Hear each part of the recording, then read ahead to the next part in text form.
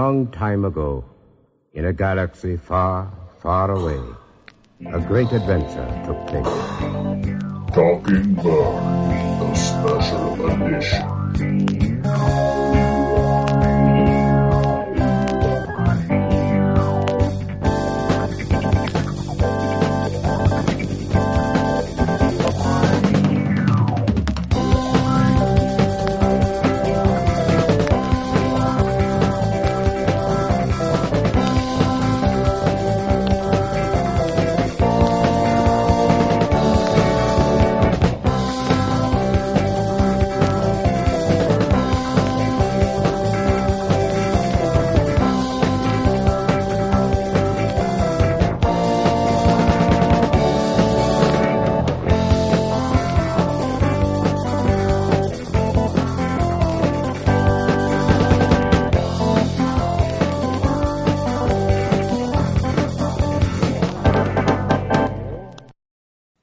Hello, and welcome to Talking Bird, the special edition, episode 3, Revenge of the Bith.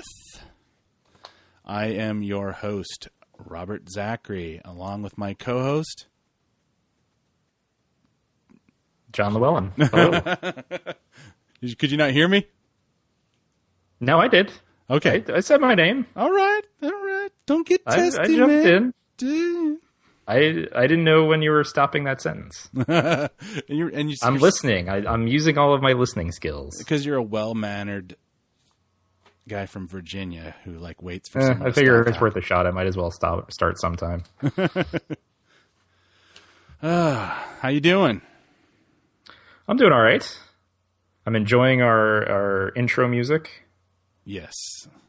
It's a nice combination of the original Story of Star Wars record narrated by Roscoe Lee Brown. The same kind of record most of the kids of the 70s grew up with before VHS was easy. And then some guy's really awful Darth Vader impression. And then I forget the name of I have to look up. I forget the name of the band, but it's like a band, like a family band where mom and dad and the kids all play in the group. Sure. So I got it off the WFMU blog, and I always remembered that. So I thought it would make a perfect intro to our give people a taste of what kind of show we are. I know I enjoy it. Oh man, there has been a lot of information. I know. I'm kind of shocked. I thought, well, we got this show, and it's like, well, you can talk about a lot of stuff, but then again, it's like you only really want to talk about the stuff that's interesting. And I think, well, we're going to run out everything by the second episode, but right. I think at one point we were talking about doing this monthly or something, because we were like, well, there's not going to be that much to cover. Just once a month is fine. Exactly, and look what happens. There has been news. I ask you. There was news today. I know that I didn't even send you things about some stuff that has been kind of some rumors that have been debunked. Ooh, late breaking. I know. Should I get into it now, or should I wait a little bit? Will it come up later anyway? Well, I don't know. I don't know the context. We can get to it. We don't want to debunk too early. Yeah, that's true. We want to pace our debunking. Well, yes. But yeah, I mean, so to let listeners in on a little, to pull back the curtain. So we recorded this, I guess, the last episode we recorded 9 days ago. Yeah.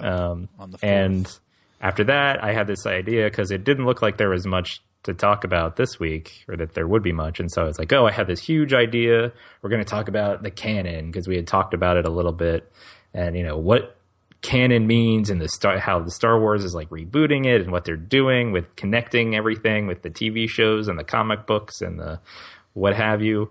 And then we got all this news, and we're like, I guess we have to talk about all this stuff instead. So, I mean, a lot of that canon stuff I think is interesting, and we'll probably weave our way through it. And especially since they were basically starting over. Not starting over, but they're saying like, well, some of that stuff that didn't really happen, even though there were like 4 books about it. It didn't really happen. I think they are. My feeling is they are starting over. Well, they're not starting over in the sense that like they're keeping character names and planet names, and they're not saying like that those things never existed. Okay. Or they're not. They're keeping the basic idea of like, okay, there was this planet and this guy lived there, but what he did on that planet maybe will be completely different and contradict what we thought he did. Yeah, I know. It's one of those things that once we kind of go down in that rabbit hole, it's going to be. I'm looking forward to that conversation, but I'm kind of thinking like, aside from like the stuff where the little things here and there, it's like, it'll be the ace up our sleeve of our sabacc deck or whatever, as they say. Yeah, that's right. If that's even a thing now. Could have been like, oh, yeah, no, does that game? No, that game does exist because they played it on Rebels. Oh, okay. So right, so see, that was a thing. It was in the Legends universe, but they brought it into the new canon, the new story group era. So it still exists, and the rules of the game were the same and the cards are the same, but they're repurposing it, I guess. I'm glad to know that 38 years of my reading has not been thrown. Idiot's Array reference you've been carrying around since 1984 is still relevant. I don't have to start from scratch. I'll just be like, all of a sudden, like, hey, kid, you like Star Wars? Get out of my way, old man. Your way's the old way. We rebooted it. I actually did find an app, though. It's like, this might be fun for our listeners if they want to dip their toe into the wonderful world of Star Wars expanded universe stuff.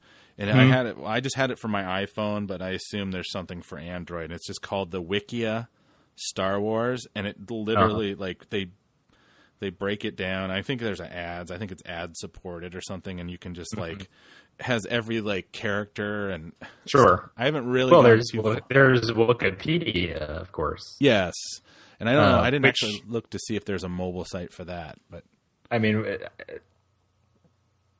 we can talk about this in more depth later. But I mean, one of the funniest things to me, just because I like chaos on some level, but one of the funniest things to me was when the prequels dropped, when the prequels came out, and like the backstory of Anakin Skywalker and who his wife was and all of this other stuff completely contradicted many, many books and comic books and role-playing games and whatever that were in the previous expanded universe. And to watch the Wikipedia editors like try to scramble to reconcile those two things together. It's like, well, so-and-so is his character who Luke Skywalker thought was his mother, but that was just a dream he had, I guess, because then we found out it was really this other woman. And so this person, we don't really know who she actually was because that book is wrong now. Entries like that, it were just really funny to read through and just kind of see all these people scrambling because it means so much to people, and to see them scrambling to try to figure out what to do with it was really funny. Which I think is hilarious because having grown up in the era of the Marvel comics, which the ridiculousness about how quickly that stuff was deemed, like Jabba the Hutt. If you ever remember the Marvel comics, Jabba the Hutt, even from the comic version of the film, was a character who was a character. He looked like kind of like a tuskless walrus who was about humanoid size, and he wore like kind of dressed like William Shatner in like Star Trek, The Wrath of Khan, and he had like leather gloves, and it was like sure. And then of course a couple years later, no, it's this big slug guy. Yeah. And then they changed the name of the. I can't remember. It's like they had the. They had to go back and like white out all of the copies of. And I think those comics are actually coming back. I think Marvel is actually recolored and reissuing all those right now. Oh, really? Which would be really fun to go back and dip into that. So that was what we were planning to talk about, but of course we got all this new news. Of course, the Vanity Fair issue, which we touched on last week because some stuff leaked, but that is officially out now. unless you live in my part of Austin, in which case you can't find it anywhere. Apparently, we still have the Sofia Vergara Vanity Fairs in the stores. You would think, especially the part of town of Austin I live in, that they would want their Vanity Fairs as current as possible, but I guess not. We got some news about Rogue One. We got some news about the second anthology film. Simon Kinberg, who is part of the Lucasfilm Story Group, he did another interview more about Rebels, but there's just a ton of stuff to talk about, one of which sort of puts this in some context is Bob Iger, the CEO of Disney, did an interview, and he was talking about how they're doing a deliberate rollout for Star Wars Episode 7. He was like, we don't want people to get fatigued. We don't want Star Wars fatigue. We want to make sure that we build this gradually. We're not going to start really ramping things up until September. So, everyone, don't worry. We're not going to go overboard on this. But then we get this news. We get this Vanity Fair issue that's hyping things up. And we get news about, they basically are working on 4 movies at once now. Episode 7, Episode 8, Rogue One. And, they're still trying to find a director, but the second standalone movie we know is a go. Yeah, I kind of get the feeling that consideration of at this point, the consideration of who's directing it is probably the least of their concerns. Yeah. It's like, we'll just get somebody. We'll find someone. Yeah, and we can talk about, we'll touch on that later because that comes up in the Vanity Fair issue too. But, right, so on the one hand, we have Disney saying we don't want Star Wars fatigue. But then on the other hand, we get all this news basically at once. And then the schedule between now and December, when Episode 7 comes out, has so much stuff coming our way, right? And it's Disney. Of course, they're going to act like Disney and do what Disney always does. So they're going to have special Star Wars weekends this month and next month, and they're building some special Star Wars diner. And then Star Wars Rebels starts, the second season starts in June, and so that'll, that's at least 3 months. So that'll go right up until September when the toys start coming out. In August, I guess there's some Disney convention expo or whatever. And they're going to have supposedly previews of at least The Force Awakens and maybe even Rogue One. You have this thing. This was going to be part of the bigger canon discussion, but there's this thing called Journey to the Force Awakens, which is 20 books. They're releasing 20 books between now and December. What? That all tie in to the Force Awakens somehow. This is what I read. That 20 books. 20 books, and some of those will be young adult novels. Okay. Some of those will be regular adult novels. Some of those will be little kids books, I guess. But that's still a lot of product that you're putting out there to then go and say oh, well, we don't want Star Wars fatigue. But you're releasing all of these books and all of these special events. And then there's going to be a serial. There's a Star Wars serial that's coming out. So, the idea that breakfast cereal? Yes, I do. Okay. Not yes. Okay. Food. Okay. Little Yoda flakes or whatever. Right. So the idea that they're getting a deliberate rollout and they don't want to overwhelm everyone with Star Wars stuff really doesn't hold up to what is actually happening. Yeah. We're getting so much stuff. It's crazy because it feels like you're saying, it's a deliberate rollout, but it's even now it's overwhelming. I just started the new Marvel series a couple days ago. Mm-hmm. And it's I didn't even realize that not only are we up to 4 and maybe 5 here in another week or so, 5 issues of the Marvel series, 4 issues of a Princess Leia series, and 4 to 5 issues of a Darth Vader series. And then they just started a Kanan series. Kanan is a character from Rebels, so he's getting his own comic book series to give his backstory. And then Lando's getting, I think, a 4 or 5 issue series. So, so comic books, they're putting out, probably 2 to 3 comics a month, if not more, affiliated with Star Wars. It's a lot. It's so much. It's And then when Rebels starts in June, again, it's, 12, 13, 14 weeks of a Star Wars show that you can run ads on, hyping up Star Wars weekends or the serial or the books or whatever. So they're going to advertise. Don't worry. I mean, I feel like when Bob Iger says deliberate rollout, he doesn't necessarily mean like slow paced and careful, but he means like intentional. Yeah, right? Like deliberate means like, no, we're doing this on purpose. You're deliberately going to get a shotgun in the blast in the face of Star Wars to the point where like anybody, over the age of 12 is just going to be like, oh, I need a break. I need a break because I can't keep up with this. Yeah. And it seems like I thought, they're just going to throw a couple books out there, and and I didn't know there's going to be 20. I just started the Darth Vader book last night. I haven't gotten to that yet. It's on my. I don't know, man. I just got a Kindle today for the first time. I don't know if I'm digging. I got a Kindle. I got a special podcasting microphone. So I know you are. I am ready to take on 2006. You are engaged. Bring it on. 2006? I don't know. When did Kindles come out? I don't know. Oh, okay. I see. You're going. I have an e-reader and I have a podcasting microphone. I am probably a decade or so behind my peers. Well, you got here, and that's what matters. Yeah, that's right. Yeah, so this cereal, it's like somebody mentioned marshmallows, which already means I'm out. Yeah, no, I'm not. Not for me. I ate C-3POs back in the day. And sure, they were pretty good. They were like Honey Smacks.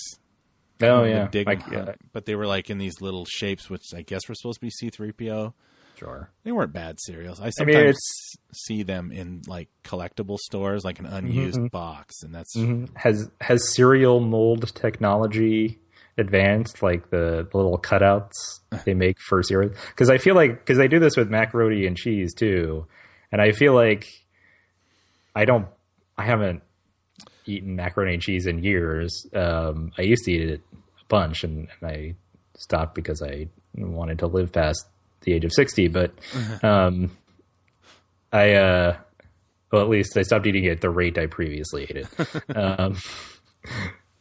So they do shapes of macaroni and cheese, and I feel like those have gotten increasingly more oblique, where like they have all these extra lines in them to keep the shapes from falling apart and just turning into circles. But now they have all these like extra lines in them, and I can't figure out what they're supposed to be. So I don't know if the Star Wars cereal we're going to get some weird thing that's supposed to be Yoda, but really it's just a crunch berry that's with like a line coming out of it.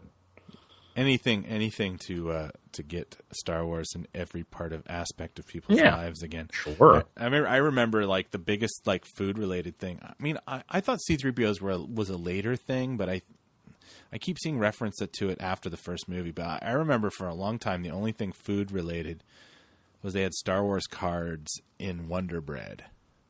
Like special edition cards, and it was like, back in the day, Wonder Bread was the most expensive of all the like breads, and it was like even and it was awful. Like it's basically tons of sugar, and their recipe hasn't changed. Yeah, my mom did not want to buy it, but I begged her, and I think that was the only time we ever had Wonder Bread.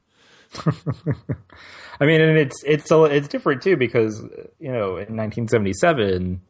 This movie came out, people loved it, and then everyone in whatever possible industry you can imagine was scrambling to be like, oh, how could we slap Star Wars on this?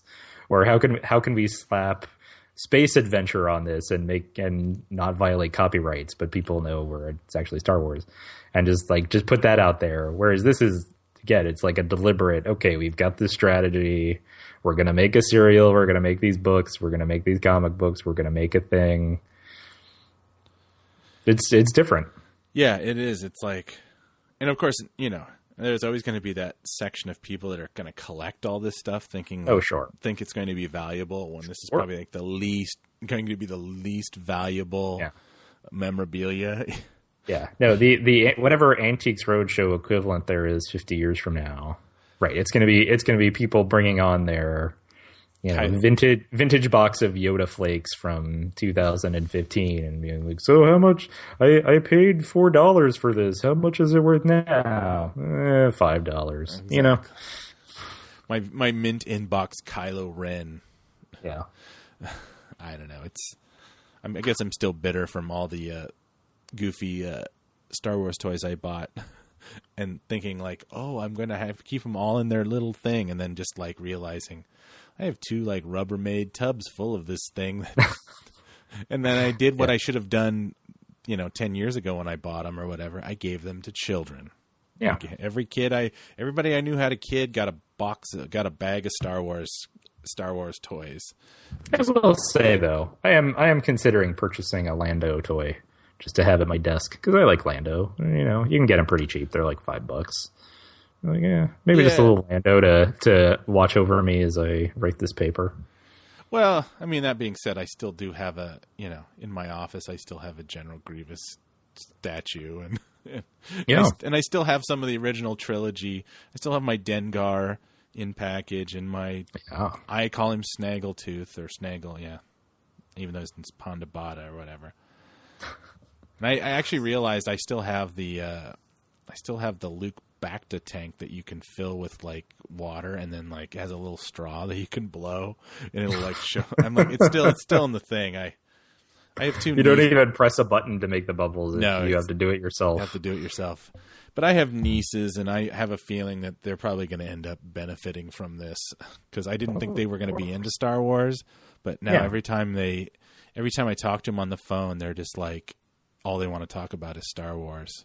Well, that's fun. And they've only ever seen the first movie. Really? Yeah. Episode 1 or episode 4? What do you Episode mean 4. I just, it was one of those things where they thought they would get scared, and then last Christmas, like my brother's like, you wanna show him one of the movies? I'm like, yeah, sure. And I went out and I got the VHS, put it in the thing, and so it's the original version.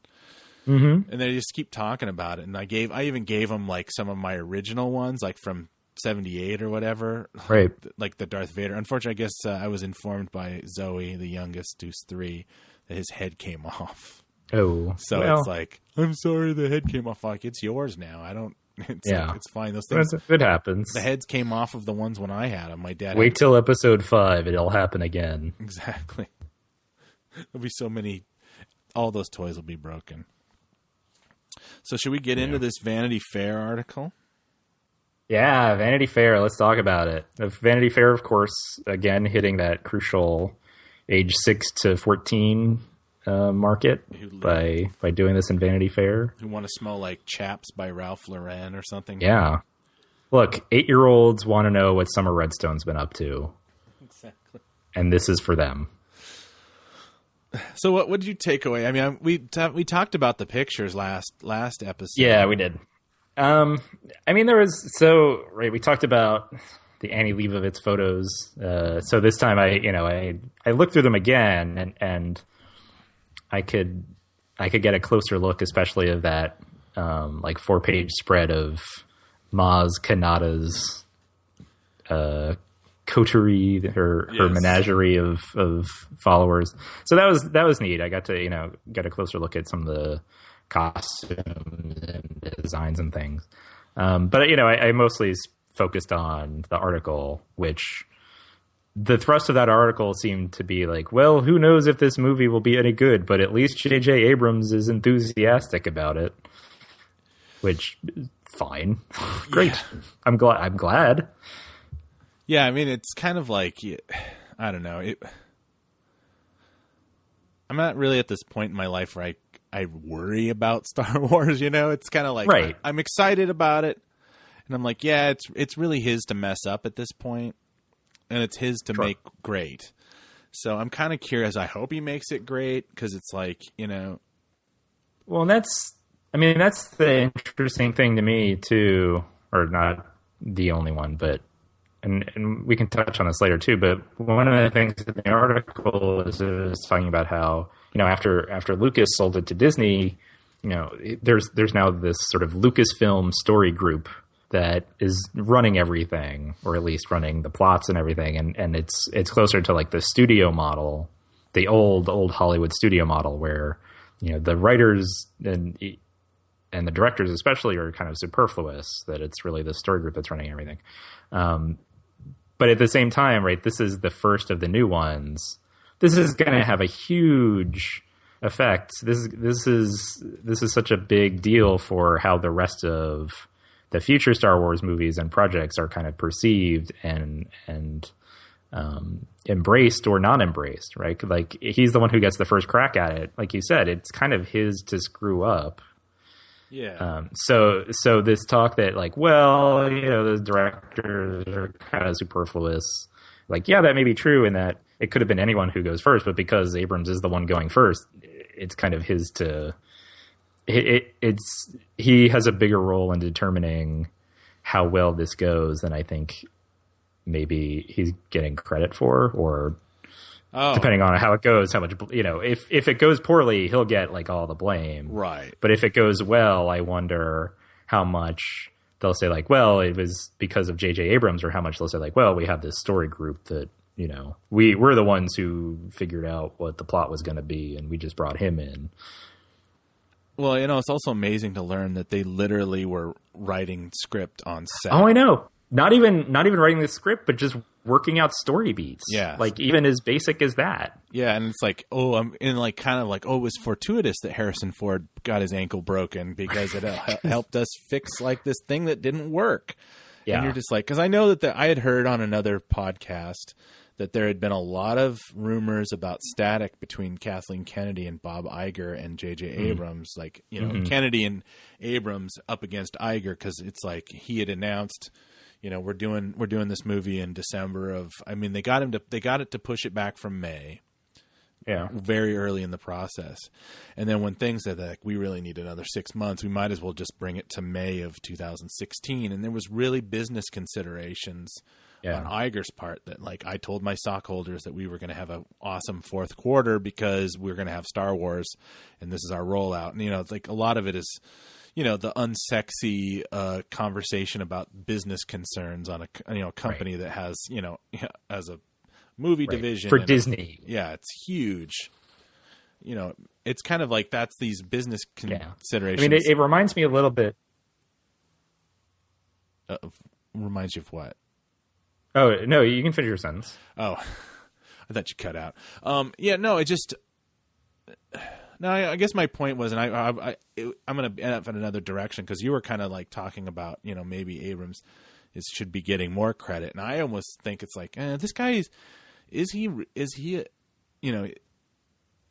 auteur, or is he a businessman? You know, I think about his previous career as, you know, he's a screenwriter, and then he had that, which he did regarding Henry, which was a Harrison Ford movie. And then I guess jump ahead, then it's like Felicity which was a hit. And then he was involved in Alias, but then I don't know how long he was involved in Alias. I mean, he got a lot of credit for Lost, but he wasn't really in Lost past the first episode of it. Mm-hmm. He actually just kind of set the tone and then moved on.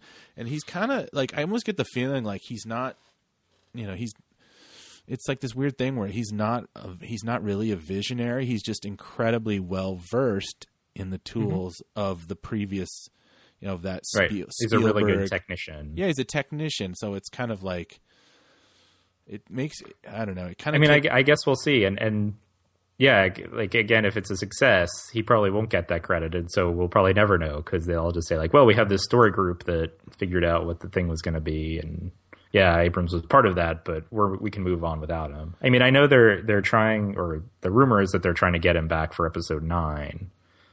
So it sounds like, yeah, I've heard that rumor. They want to keep working with him on some level, but I mean, it also reminds me, the Harrison Ford incident also reminds me a little bit of Blade Runner, and how there was a writer's strike right when they were starting to work on that movie.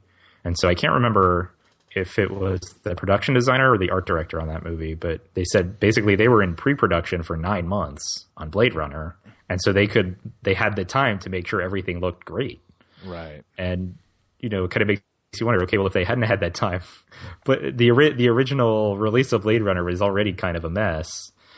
You know, who knows what it actually would have looked like if they hadn't had that time. And so, yeah, with this and having the extra time to actually figure out what the story is going to be while they're in the middle of filming it, we'll see how that ends up. But yeah, it's like, okay, so what was this going to be if you didn't have that extra time? Yeah, I mean, and I even might be I'm contradicting myself a little bit, but you think about it and think about what kind of duress Lucas was on during during that original film, which, I keep thinking about it years and years, and like truly, it's the best of all of the films because it's the first one in, and it's like, it doesn't get to build on anything. It's like the most revolutionary.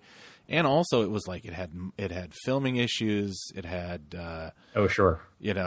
Lucas was like thought it was going to be a disaster. They were going to sell it to Japanese television or something like that. It was going to get sent over just to make the money. So because Fox had already had some pretty bad, costly failures in the late '60s and early '70s. Like basically, the only money that they were making were off like Planet of the Apes movies. Right. So they couldn't afford to take a risk. And we all know that this movie's it might critically not do well, but it's not going to it's not going to tank. No. At this point, we were talking before the show, right? This thing is going to sell out all over the place. Yeah. And it's going to, I would say probably the first 2 solid weeks of showings of this movie are going to sell out. Yes. They're going to make some money off of this. Yeah. I don't think that's their. I think that's not what they're worried about. I think what they're worried about is like staying power. Well, sure. I mean, because Disney, what was it, like $4 billion? Yeah, 4.2 or something like that. Right. So they saw it as a long-term investment, and so if basically all they get out of it is, this movie, they're basically committed to this sequel trilogy, and then at least one other movie. So if this movie doesn't do well, they basically only get 3 or 4 movies out of it, which probably doesn't make them $4 billion.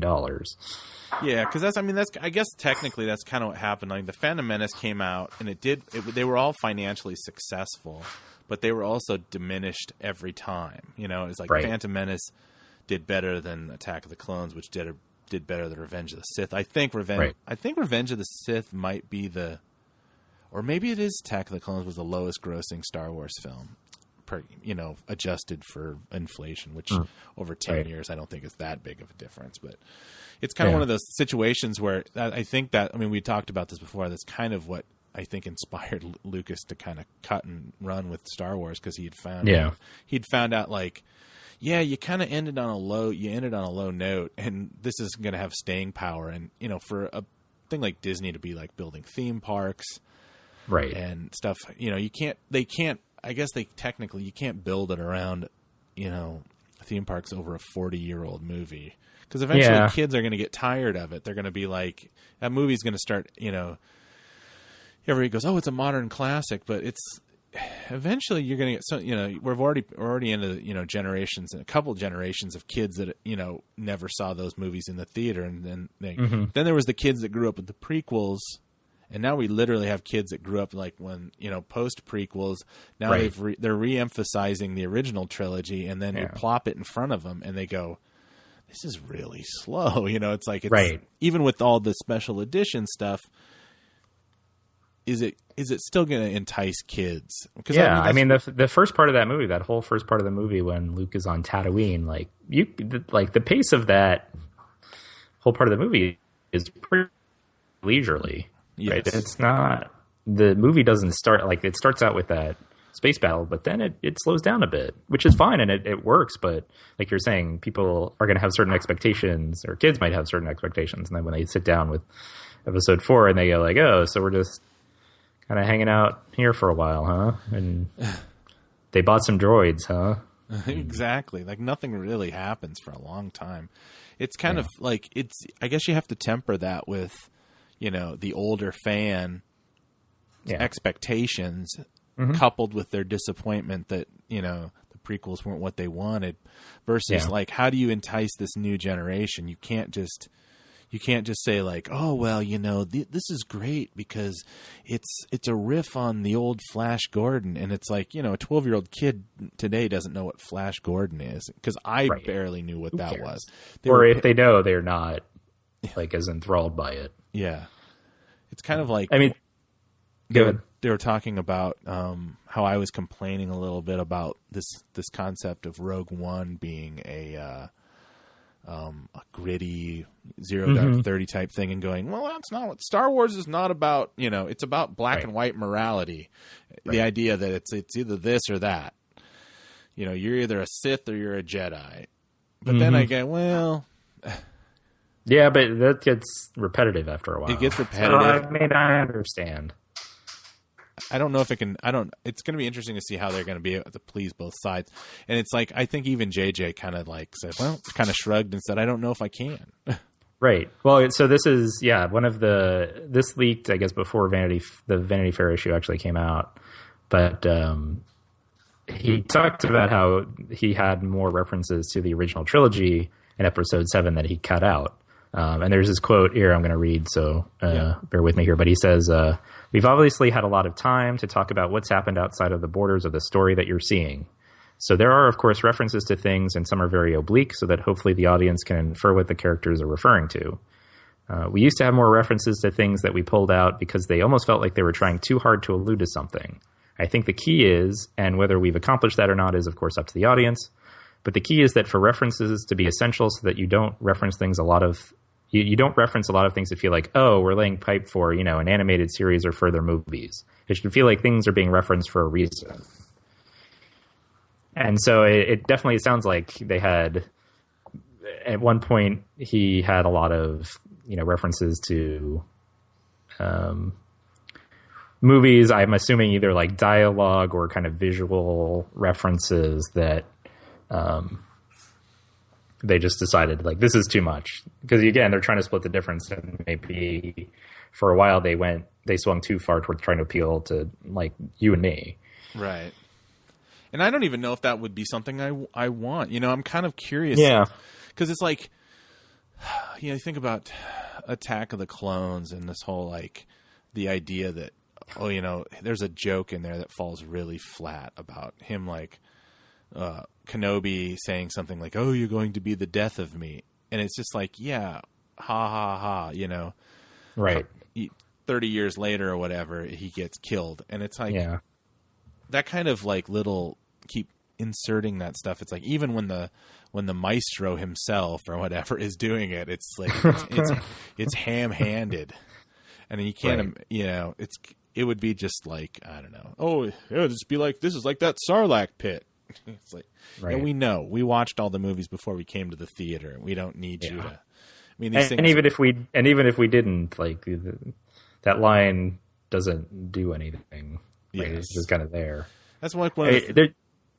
That's one of the things that irritates me about the expanded universe of books, especially when they the Legends series. I guess when it came to near the end, I would be oh, I'll flip through this and read it, and it would always be everything where they'd always try to have it be something that referred back to the original 3 movies. Right. So it's always Lando is Han and Lando are still arguing about who owns the Millennium Falcon. In their timeline is 30 years on from Return of the Jedi, so we're looking at 65-year-old men going, you didn't win it fair and square back then, right. And it's just oh, really? This is just. Yeah.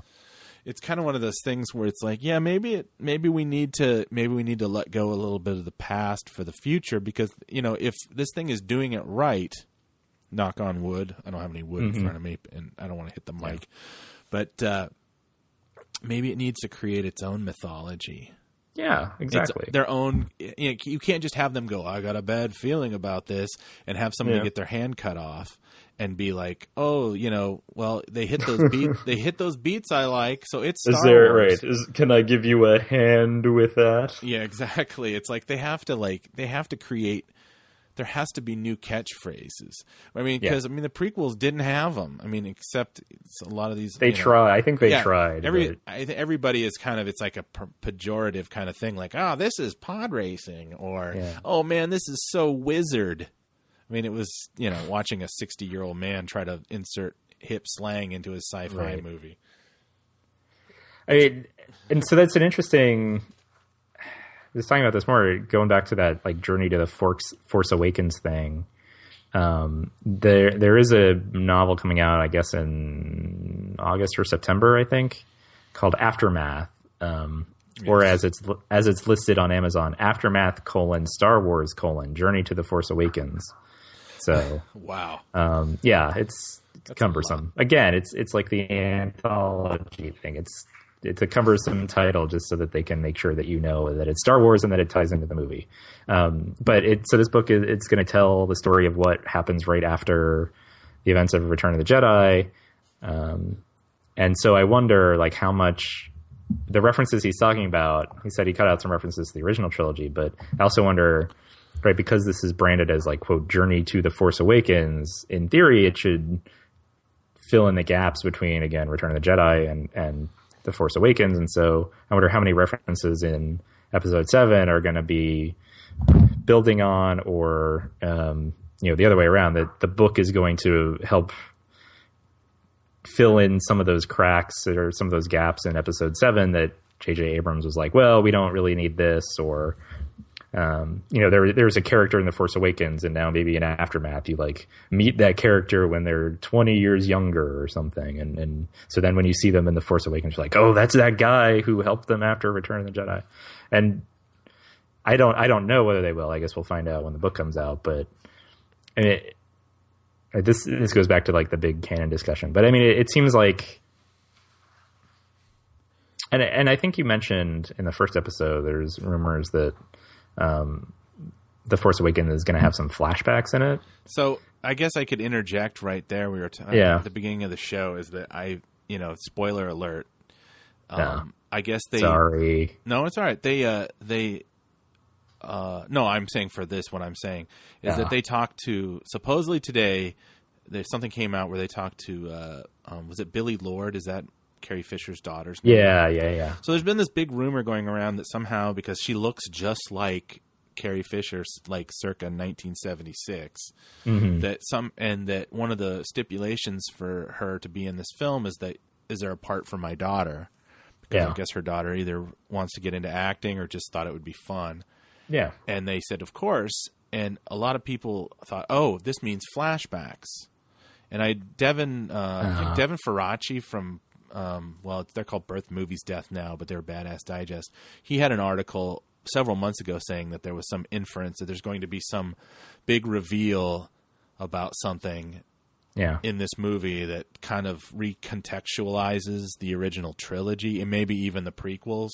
And that part of it I don't know if he is the one that had commented about flashbacks, that there's going to be a flashback of Luke, there's going to be a flashback of Leia, and maybe these things. So she claims, no, I don't do any flashbacks. And she got really quickly said this thing like, no, that's not my character, and I shouldn't even have told you that. Yeah. And so basically, and I guess that just means that there might be flashbacks that she's not in, but I wouldn't be surprised. I would be surprised if there were flashbacks, like extended ones. Or she was asked to lie. I mean, at this point, I was a very kind of irritated about the concept of the J.J. Abrams quote mystery box being a guy who really enjoyed Lost. This whole idea that it's a lot of misdirection and stuff. And at first I resented the fact that he was involved and that we were going to have to deal with his mystery box. But as how quickly people have been able to disseminate spoilers for this movie, in some ways it's like a kindness, because well, and I wonder how much that's intentional too, that it's, maybe Disney's like, okay, well, I know J.J. Abrams wants to have things this way, but we've convinced him that we'll show all of the important stuff, or we'll show all the stuff that will actually get people excited about this, rather than like, and nothing that will actually spoil what happens. Because we haven't really gotten any plot stuff. I mean, there's been some plot stuff that's been leaked or rumored, but I think that's kind of the shakiest of all the stuff that has come out, right? Well, the most solid rumors that have come out is just like, oh, this character's in the movie, or oh, the Millennium Falcon is there, or oh, it's a desert planet. It's nothing really substantive that Abrams can like get that upset about. Yeah, I feel like in some ways it's so funny, because it's like my brain is kind of, I'm one of those people that if even just a nugget of information, the extrapolation all of a sudden starts in my head. That's why I try to avoid spoilers.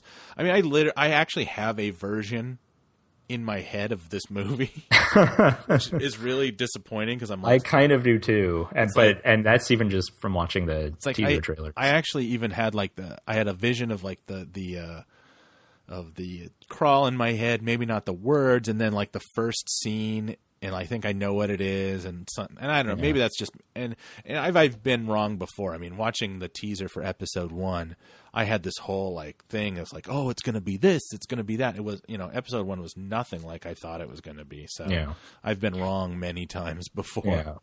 But I mean, they do have to, given that Luke and Leia and Han and Chewie, and I guess Lando, it sounds like, are in at least episode 7. They need to find some way to indicate to the audience what they've all been doing for the last 30 years. That's true. So but you can't. But you have to also balance that against all of these new characters that you're trying to give screen time to because they're going to be in the other 2 movies. And so, I mean, maybe that's a lot of the stuff that got cut. But maybe it's all stuff again that references this novel that maybe tells you what Luke and Leia and Han and Chewie have been doing. And they know, like, okay, well, we're covered. We can cut it out of the movie because there's this book. But then what happens to the people who don't read the book? Yeah, and I always think it's like you can't – these books, like, I don't think most people are going to read them. No. I mean, they did that before. There was I got very excited when Revenge of the Sith, which I honestly, except for some really clunky stuff, I think is the best of the prequels. Yeah. I mean, I guess I love the last half an hour. I don't know. That's a whole nother conversation. I might actually change my mind by then. I feel like I've never cemented my feelings about those movies, but they had a whole bunch of books, and it was like one was called Labyrinth of Evil, and it was supposed to be like this big thing, like you're gonna have this is General Grievous, and you're gonna learn about him, and you're gonna be so ready when you come in that thing. And having read those books and stuff, I think I finished it right like the day before I went to the theater. It was like, something, I didn't gain anything from this because, and I don't know, maybe this Lucasfilm Story Group will fix a lot of these kind of issues that the past where they would contradict themselves. Where the Genndy Tartakovsky, I think is his name, the guy that did the 2 seasons of the animated Clone Wars, which I watched a little bit. There are 2 different Clone Wars animated series, one of which is now considered canon and one of which is not. Right, and it was like it had a whole thing about the concept of and also those 2 shows share characters, which makes it even harder. It's like the whole Asajj Ventress thing just makes you go like, wait a second. So she was in this and she's in this, and it's like, ugh. Right. So it's like, again, they're not like getting rid of characters; they're just recontextualizing the characters.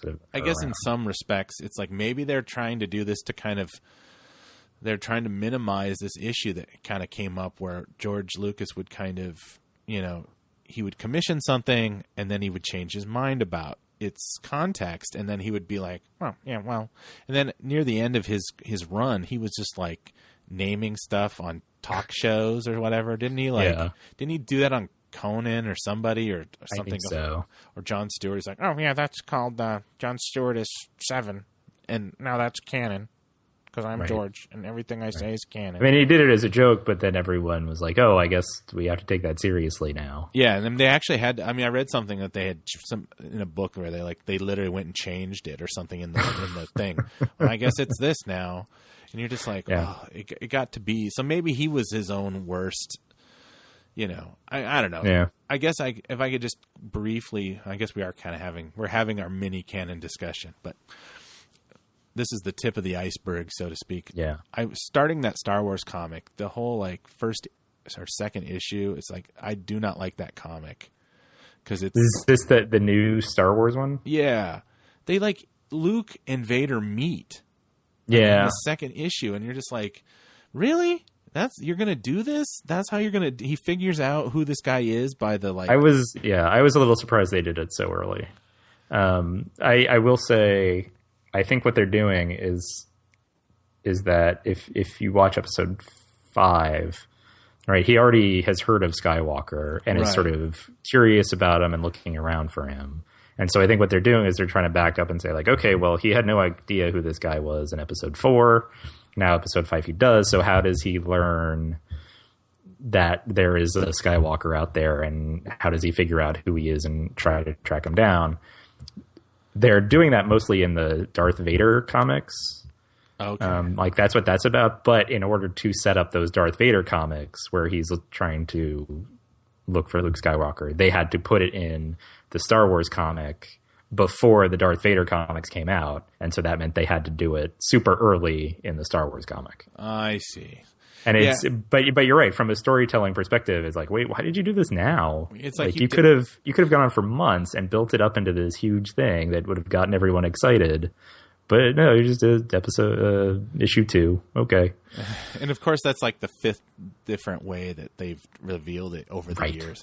I mean, back in the 70s, one of my, I love those Marvel comics, which, like I said, are so non-canon. It's like, I don't think they were canon 5 seconds after they hit the newsstand. There was a great story about how it was a disgruntled rebel pilot who he quit the rebellion and then like ran off and he actually knew who Luke was and told Vader. It was like this weird thing where it was like, I don't know. Yeah. It was, I forget what it's called, but yeah, I know. It's like, I just like, oh, you're blunting this whole idea that when Luke sees Vader for the first time in Empire, he goes at him like crazy. Of course, maybe they could always say, well, it doesn't really change anything. I guess it's the recontextualizing is like, it's jarring for me. No, sure. Because it's kind of like, not that this thing has to like personally suit my whims, but it's like, oh, come on. That was like, you didn't think that whole aspect that they didn't see each other till the end. It's like the idea of the Clone Wars cartoon about the idea that General Grievous and Anakin Skywalker never meet. Right. Because otherwise it ruins the line, something like, something, I thought you would be, I thought you'd be taller and all this stuff. Right. So you had like seasons of them not meeting. Yeah. Well, and then, I mean, there's that line in, I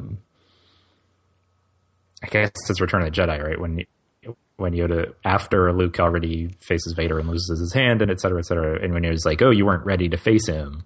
But now like, well, if that's the second time he's faced him, right, it kind of loses its impact, or it's like, well, then what's the big, I guess now he's going off to face him like as a super, with a little more training, but it's still not as right. And that's the only other way you can say is like, well, this is their way of Marvel's way of kind of dipping into that grand Flash Gordon tradition of the bad guy always interacts with the good guy on a regular basis.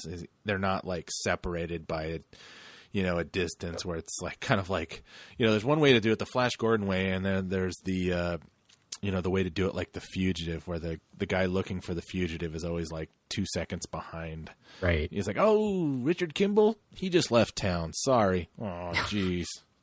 Yeah. But I don't know. I mean, so how much?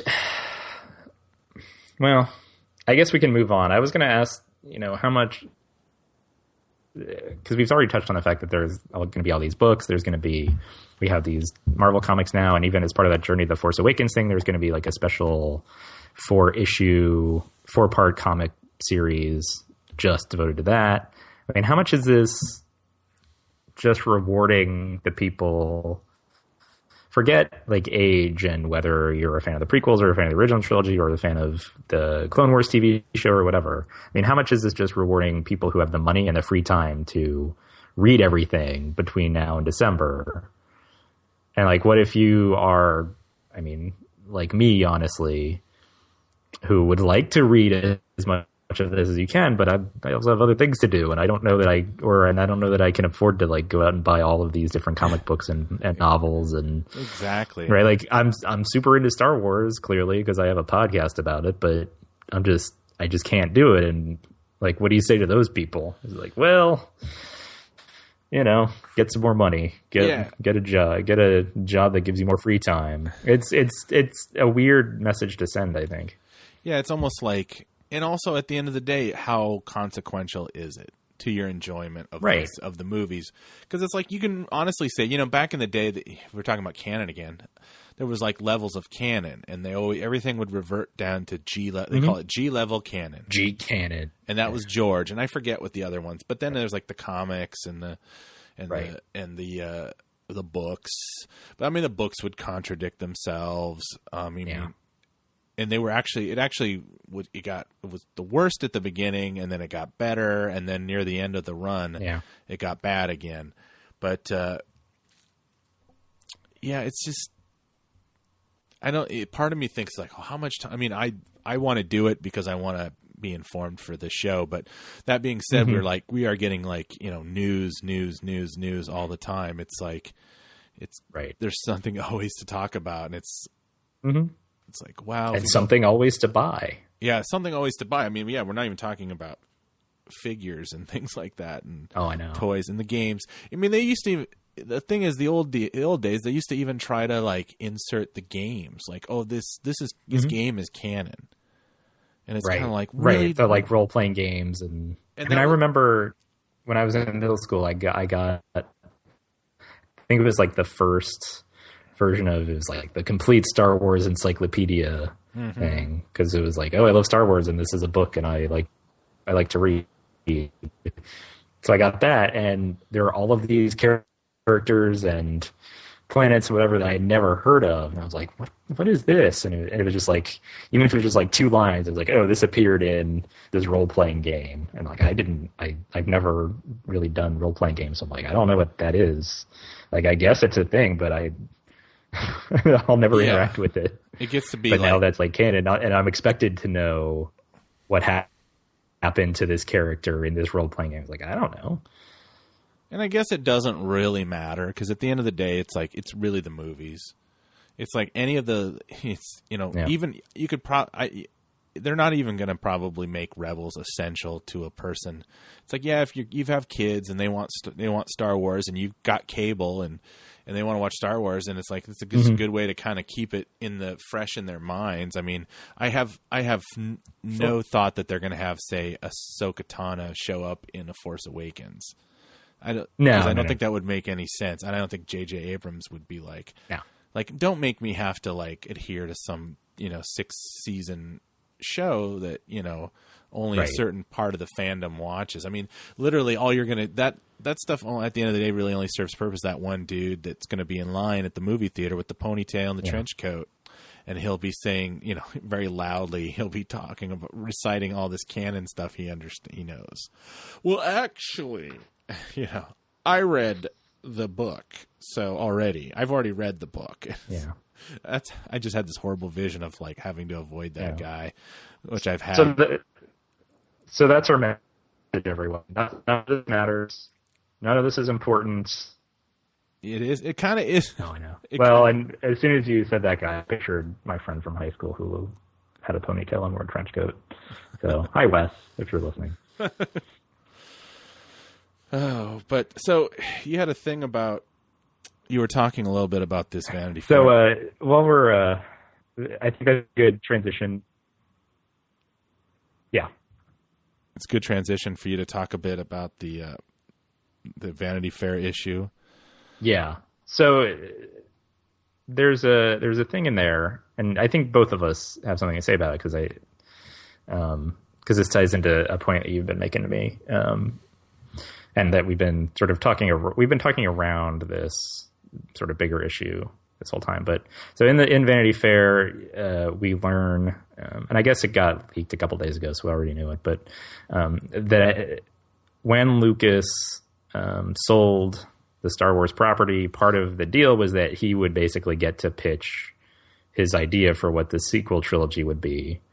And his idea was that it was going to focus on teenagers, essentially. That, of course, is not what's happened. And the article doesn't say explicitly that like Disney said no for a particular reason, but it says like, oh, you could imagine that Disney would do this. So I'm assuming that's what it is. But the idea is that Disney balked at having teenagers be the focus of these new movies because Episode 1 did so poorly, And that movie had Jake Lloyd, who was, I think, 7 when he got cast, and then Natalie Portman, who was also a teenager. Right. And they were like, well, we don't want a repeat of that. So, and that had teens and little kids, so we're not going to go that way. That wasn't the problem with episode 1. The problem with episode 1 wasn't that Anakin Skywalker was 7 and that Queen Amidala was, I don't know how old she was supposed to be, 14, 15, something like that. Yeah, something like that. Right. The ages of the actors wasn't the issue. It was the actors that they cast in some cases. It was the script, certainly. It was the kind of editorial decisions that Lucas made and some of the choices that he made. So I get where Disney's coming from, but they're kind of wrong there. And so I think Lucas, and we do this too. We talk about how Lucas made all these mistakes, and we're sort of glad that he's not in charge of it anymore. But I mean, this is one area where I think maybe that's a little unfair. And even, I mean, if you go back to A New Hope, I know Mark Hamill was not a teenager anymore. I can't remember how old Carrie Fisher was. She might have been. She was like 19, I think. Okay, Mark so Hamill she was 25 or 26. Yeah, but those characters are supposed to be 16-ish, right? Yeah. So I mean, even if you don't cast like a 14-year-old, you can cast someone who looks young and make them 16 or whatever. And then guess what? You've got teenagers. The movie's about teenagers. So that's essentially what A New Hope is about. A New Hope is about teenagers, and it worked. I mean, and also it's kind of a forward thinking on Lucas's part, because I mean, think about what's popular right now. I mean, it's like Hunger Games and Divergent and Maze Runner. Everything is chosen one teens, kind of living in their own little teen world. It's Harry Potter was the same. Yes, I mean those, and that was, they got to build those movies using the same actors over and over and over. They didn't have to worry about like, well, this character is supposed to be 27, but the actor is actually 40, and now it's however many years later. This isn't going to work anymore. Right. I mean, it's like I said, I get where Disney's coming from, but the way it just reads like, I think we talked about this last week, but just more kind of like setting fan expectations, but doing so in a way that ultimately might not be productive, because it's like, oh, don't worry, this isn't going to be like episode 1. Don't worry, we're not going to have like a 7-year-old be Anakin Skywalker. Like, don't worry about it. It's not going to be teens. It's going to be adults. Don't worry. It's going to be senior citizens. Right. But like, that's not the age of the actors isn't where the skepticism is coming in. I mean, for me, I mentioned, I think in the first episode that for a while I was trying to go in with zero expectations. That obviously hasn't happened anymore, because here I am on a Star Wars podcast. But, I want to make sure that my expectations aren't too high, and it just seems like they're not doing a good job of tempering expectations. And I understand from marketing's perspective, their whole job is to ramp up expectations. But I think you could argue that was part of the problem, not the problem with episode 1, because the problem with episode 1 was, again, a lot of the choices that Lucas made. But there's another podcast called Star Wars Oxygen that focuses on John Williams' music and the soundtracks and sort of analyzes those. But there's an episode a while ago where they were talking about, in episode 1, the contrast between the big heroic Star Wars theme, the intro music, that bum, bum, ba-da-da-bum, bum, et cetera, et cetera. Yeah. This music that got your blood flowing. You're like, yeah, I remember the original movies, or even if I don't, like, this is really exciting. And then the title, the crawl, which was talking about like trade negotiations have broken down, and we're kind of going to negotiate with these people, and there are some droids, but we're not really worried about them yet. And it was just the cognitive dissonance between those two things is made the movie start out already on kind of a flat note. Right. And so if that's all it took for that movie, if they're correct, I mean, if that's all it took for that movie was just the fact that you got this fun music with this boring crawl, then what is Disney's doing if they're ramping up expectations even more for this movie? Like, what's it going to take to deflate those? It could take something that's even not as bad as the title crawl from episode 1. It could take. It could take it could take that Jawa that they refer to in the Jawa-like creature. Yeah, the Jawa-like creature that shoots out of the dirt or whatever. I mean, it's kind of like I always say that. Like I knew I checked out of the Crystal Skull, Indiana Jones and the Crystal Skull, like literally when that groundhog shot out of the ground, and that's in the first shot of the thing. And I went in excited, and I saw that, and my heart sank. And it ruined it for me. I never recovered from that thing, and I was just kind of mad the whole time at that stupid CGI groundhog. And it's so easy to kind of like, it's so easy to get people excited and then kind of mess with them about, and not even have it be intentional. Just like if you're, and some of the stuff in the article, like I think I referred to it in our notes, is that JJ, I got a taste of flippancy about it all. Right. And I mean, Star Wars isn't supposed to be like a dour and sad thing. And we're not rewriting the history or anything, but it's like, I don't know, just the whole idea, like, oh, let's throw some Jar Jar bones in this thing, and like the fans will see it and they'll love it. And it's like, well, as much as I don't like Jar Jar, and I assume you don't like Jar Jar, and most people didn't like Jar Jar, regardless of whatever you say, he was in those movies. Yeah. He is part of this story. So you kind of have to accept it. There's fan edits out every week where it's like, oh, I've found a way to digitally minimize so Jar Jar's like in one scene or something. It's like we have to just make peace with the fact this character that we don't like, he's in this movie. You can't just be like, oh, well, we gave George Lucas $4.2 billion and we told him we didn't want, and he gave us a movie. All that work ILM did. And we threw it in the garbage because we didn't want to use his movie. And so now, now we own Star Wars, and it's like, not only are we going to improve on it, but we're going to, piss all over the stuff that he did before. Right. Like it seems, it's poor stewardship in my opinion. Yeah. And again, there are sort of legitimate criticisms that you can have of the prequels and the way Lucas did them. But it seems like in this case, they're going overboard, or even if they're not going overboard, they're assuming that the things people didn't like about them were like the wrong things. Yeah. Right? They're making assumptions about why people didn't like those movies that are incorrect. Exactly. Or at least if not incorrect, they're not what made those movies poor. Yeah. And as time goes on, and that they were, as we, since George Lucas is no longer involved in it, and I guess as we learn, in no way, shape, or form. It's kind of like one of those things. Yeah, basically. It's like that shot of, you remember that movie about Schmidt with Jack Nicholson? I remember it. I never saw it, but I remember. Okay, so it's all about him. He plays a guy who retires from an insurance company, and he retires, and at the thing, he tells his replacement, it's like, oh, if you ever need me, I'm here. And then after about 2 weeks, he gets really bored, so he goes down there to the old office and starts talking to the guy who replaced him. And it's just like, it becomes quite apparent that they're never going to need him ever to come back in to explain anything.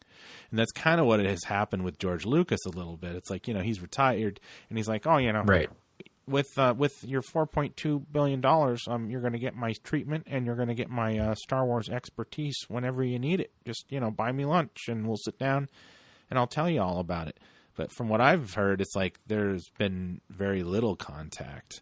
No, I don't know. Yeah, I think Abrams even offered to show him, I don't know if it was dailies or like an early cut of the movie or whatever, or just some scenes, and Lucas was like, no, I want to be surprised and I don't want to see it. But I think it's maybe, which I can understand from his point of view, but I never heard any of that until about the same time I found out that they kind of turned down his treatment.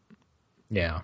So I'm almost like a little bit of like his irritation of being so quickly taken out of the process, because I know he didn't. I mean, the money is just whatever. That's just numbers on a page to him, because at this point, it's like he's not even using that. He's giving all that money away anyway. So, you know, I don't know. They were talking to Vanity Fair about the impact of, the criticism on Lucas and his irritation with that. But it's kind of like, as every year goes on, we're going to get more and more away from the initial impulse that created these movies, which is George Lucas. But like I said, it was craftsmen, it was actors, it was composers, it was special effects. Right. There's a lot of different collaborations that went into this. Right. But he's the guy. He kind of created it. And it's like, we're getting, well, even that, let's say, John Williams is in his 80s, and he's already like 3 according to Vanity Fair. Yeah, and I'm not trying to put the man in the ground, but he's already said, "Hey, I'm doing all this recording in LA. I don't want to go to New York. I don't want to go to London." So we're already kind of, they're accommodating him, but we also know that's like he's got, more years behind him than ahead. So eventually, and like Alexander Desplat's going to be doing Rogue One.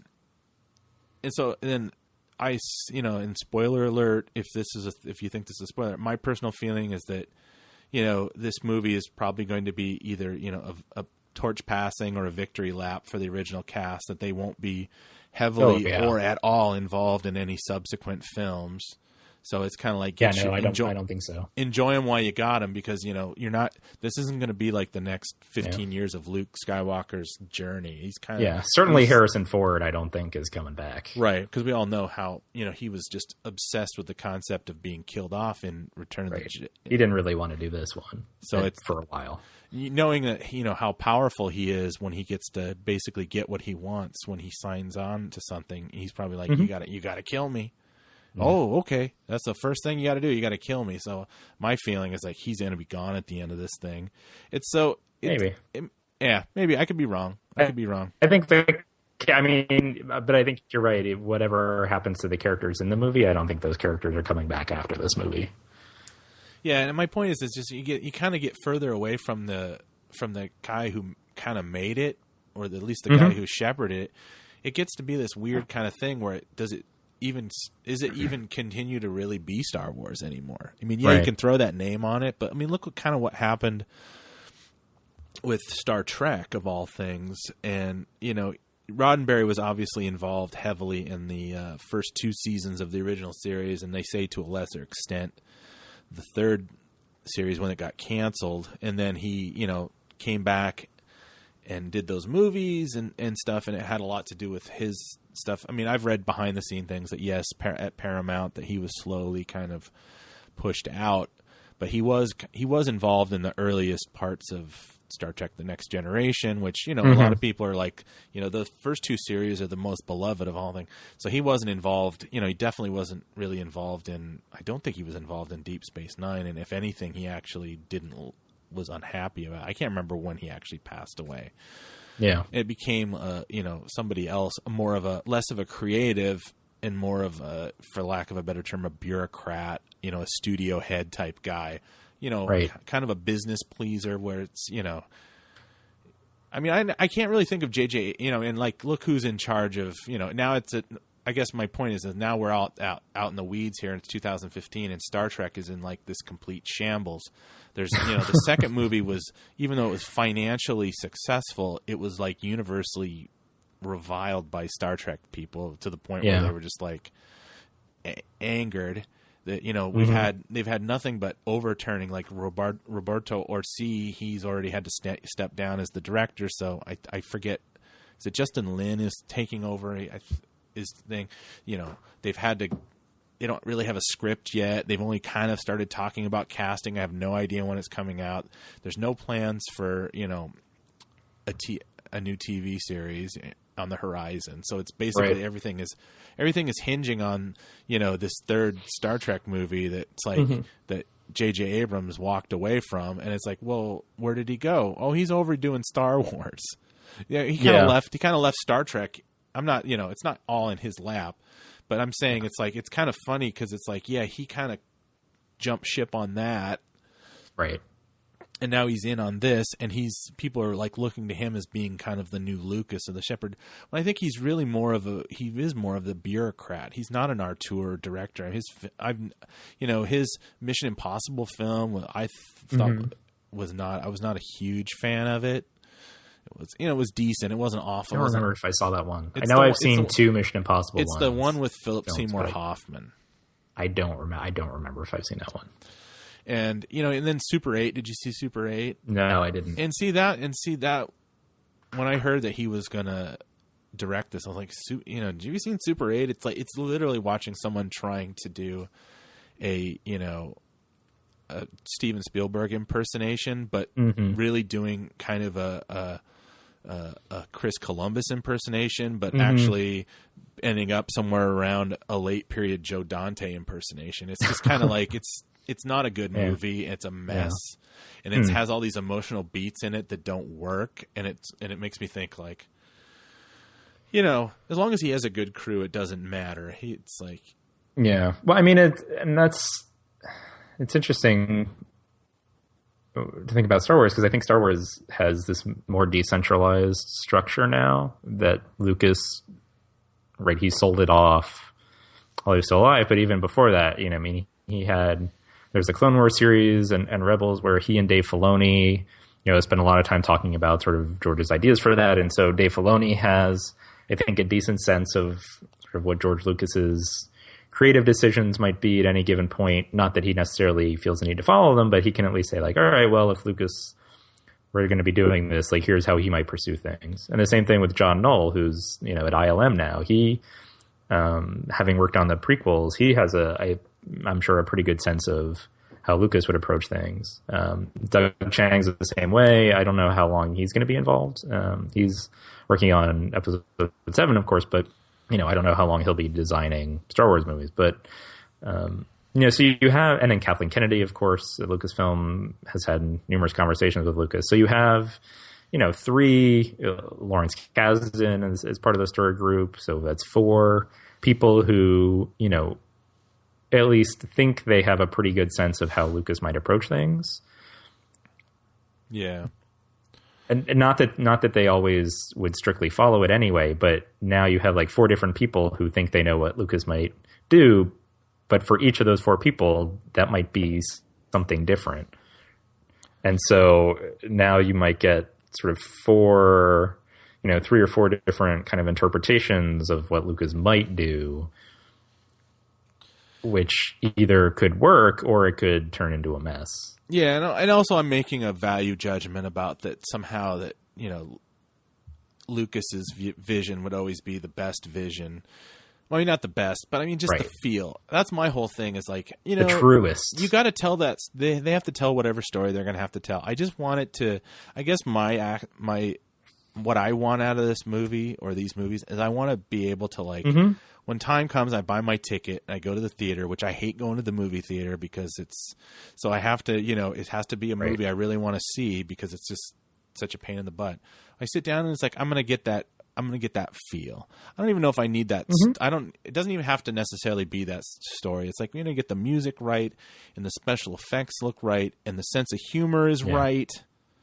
Because even when people say like, oh, the prequels are the worst movies ever, and they're not necessarily wrong, at least for the first time I sat down and I watched those movies and I didn't have my critical mind on, they felt like the other 3 movies in some respect. It was like, oh, the music's right. There are, I think there are elements of those movies that work. Yeah. And that do feel Star Warsy. I'll say that. Yeah. And with all these anthologies. I mean, for me, it's. Go ahead, please. Go ahead.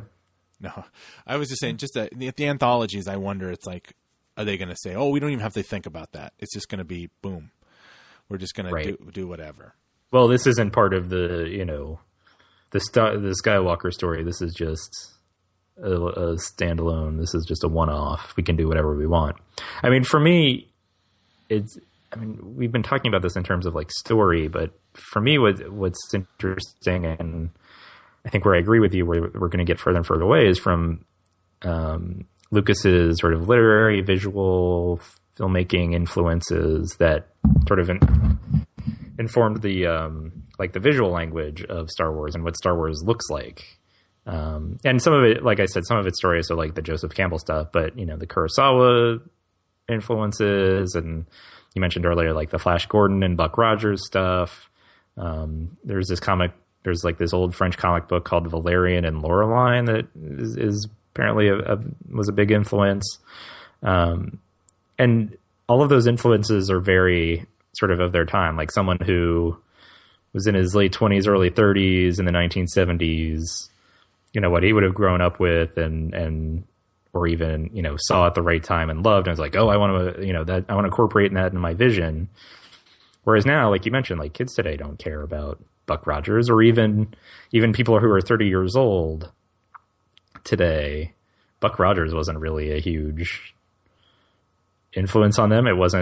It's not part of their sort of cultural language. And so the influences that are going to get incorporated into the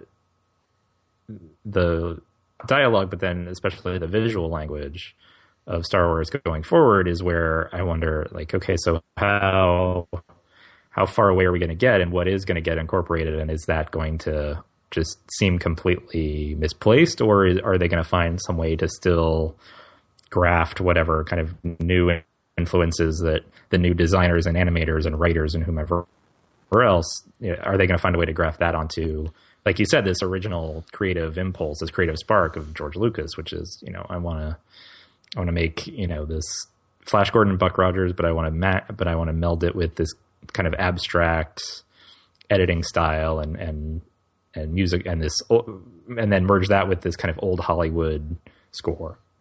Right. Yeah, it's like we're referencing things that don't even aren't even important to people anymore. And I don't know if it should be. I mean, maybe I'm just like kind of banging my head against the wall, being like, things aren't the way they used to be. Because it's just like, as our cultural memory keeps going on, I all of a sudden, I kind of understand why when people used to say like, oh, things aren't the way they used to be. Mm-hmm. And sometimes that's really good. And it's just, I don't know. It's, because then on the other hand, sorry, go ahead. No, on the other hand, you were saying, please. Oh, on the other hand, I mean, you still have to take creative risks too. And that's, I guess, where I'm starting to get a little worried about this episode 7 and reading this Vanity Fair piece and the way Disney is marketing it. I mean, they're not saying that they're marketing it, but they are. Remember the original trilogy and remember Return of the Jedi? I do, but I don't want to just see Return of the Jedi again. If I have that on DVD, I can watch that whenever I want. Like I want to see that extended out, but I also want to see some kind of creative risks involved too, because that was also part of the appeal of the original Star Wars trilogy, was the kind of creative risks that Lucas took there. Yeah. It's just like, you don't want to be so reverent. It's like it's almost like using the tools that he used. It's like, that's great, but you don't have to come to the same conclusions with them. Right. But don't forget where you came from, kind of. Yeah, and maybe that's, to get back to what you've been saying, maybe that's where Abrams was maybe a mistake. Because again, I think I've seen a couple of his movies, but not as many as you have. But the way you describe it, it sounds like he does a decent job at pastiche. He's like, okay, well, there's sort of a Steven Spielberg imitation grafted onto a Joe Dante imitation. Yeah, whereas like that's, so we don't want him to just do a George Lucas imitation. We want someone who will make a Star Wars movie, but also change what a Star Wars movie could be in such a way that it's sort of reinvigorates it. Right.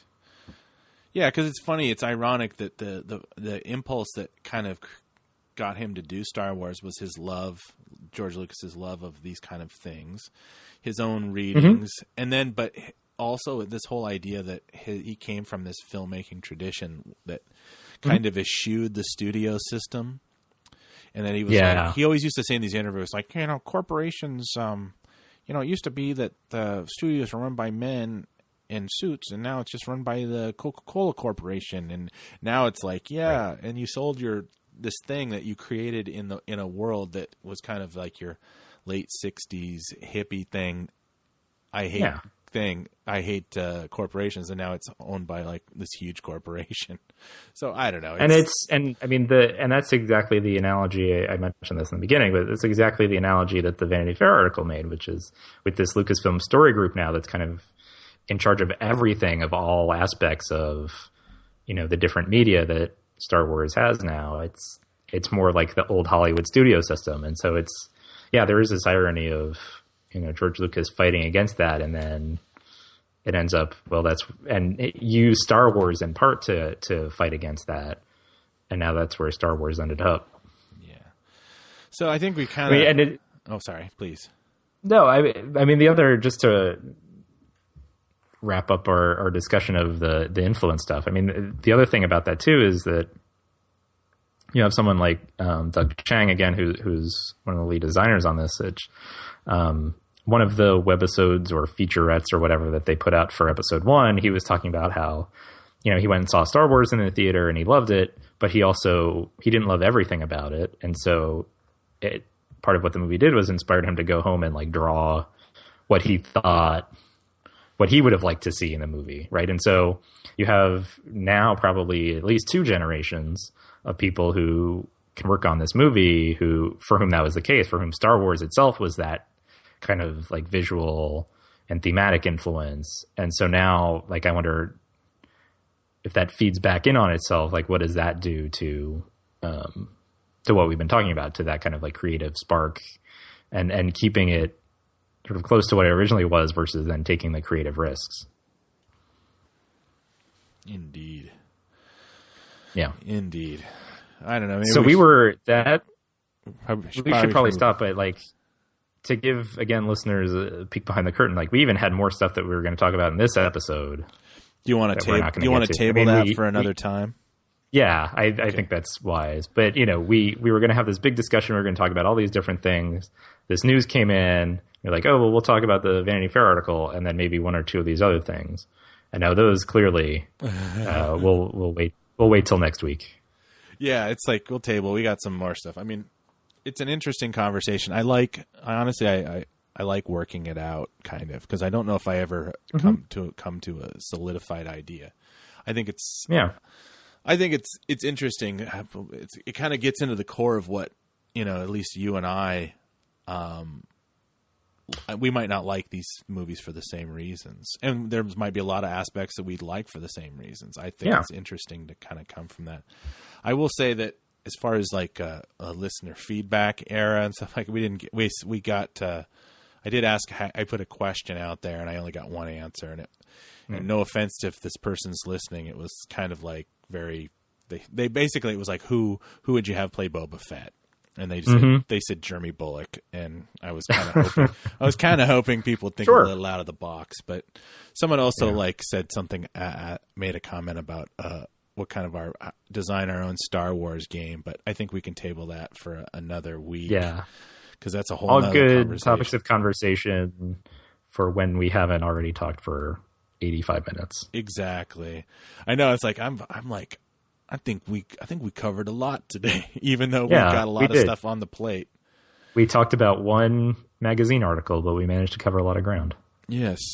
So I think we're going to wrap it up for this week, and I think we will be back next week with all your Star Wars fun and your Star Wars conversation. You can, if you want to get a hold of us, it's talkingbirdcast@gmail.com. We are on Twitter @TalkingBirdcast, and you can just reach out and, and just a little bit. We are kind of new, and we are kind of a little different than some of the other Star Wars podcasts. Kind of a little bit more of a, I don't know how you describe us, but if you like what you're hearing, again, we're artisanal, handmade, farm to table podcasting. Let somebody know about it. It'd be nice to, get our listenership up. Just, tell a friend. If you don't like it, don't just tell people you do like it. And don't complain about it to me, because I can't help but say what I have to say about Star Wars. So if you don't agree with me, that's fine. But you're probably just going to get a lot more of this. me complaining about. We're not George going to Lucas. change for you. I'm not. We'd like to hear what you think about the show, but we are not going to change. Yeah, for yeah. you. Don't think we're actually going to change it. But I would like to hear anybody's input. That's fine, and we can discuss it. Maybe you had some aspects that I missed, and I guess I actually do want to. It's a conversation. Join the conversation. I think I'm tired. I think I'm coming down with a cold, and we have talked ourselves blue in the face at Star Wars. So this is Talking Bird, and I have been Robert Zachary.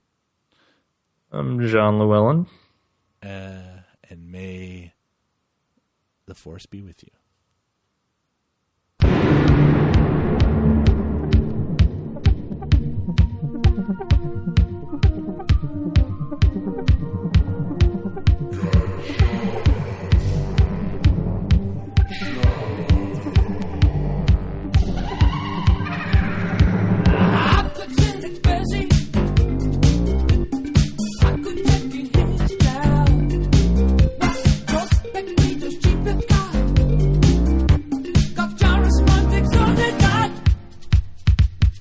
Then what